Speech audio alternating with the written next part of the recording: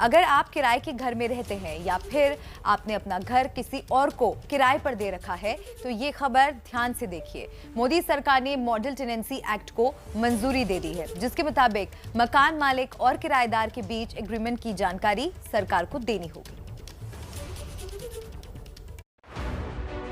प्रधानमंत्री नरेंद्र मोदी की अध्यक्षता में हुई केंद्रीय कैबिनेट की बैठक में जिस मॉडल टेनेंसी एक्ट को मंजूरी दी गई है, उसमें मकान मालिकों और किराएदारों के हितों को देखते हुए कई प्रावधान किए गए हैं। मॉडल एक्ट में ये प्रावधान किया गया है कि मकान मालिक और किराएदार के बीच लिखित समझौता अनिवार्य होगा।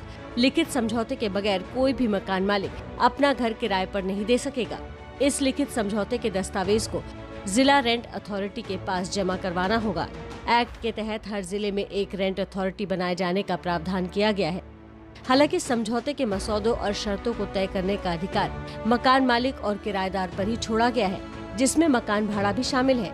यानी सरकार आपके मकान का भाड़ा तय नहीं कर सकेगी। इस एक्ट की कुछ जरूरी बातें समझ लीजिए। रिहायशी इलाकों की प्रॉपर्टी के मामले में मकान मालिक किसी किराएदार से अधिकतम 2 महीने की सिक्योरिटी जमा करवा सकता है। समझौते की अवधि खत्म होने के बाद भी मकान नहीं खाली करने पर किराएदार को हर्जाना देना होगा। इस मॉडल एक्ट में एक शिकायत निवारण अथॉरिटी बनाए जाने का प्रावधान किया गया है। इस मॉडल को लागू करने या नहीं करने का फैसला राज्य सरकार पर छोड़ा गया है।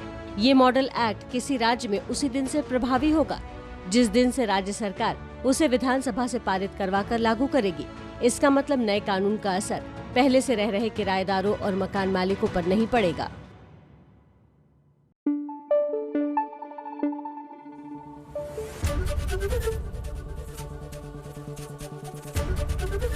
एबीपी न्यूज आपको रखे आगे।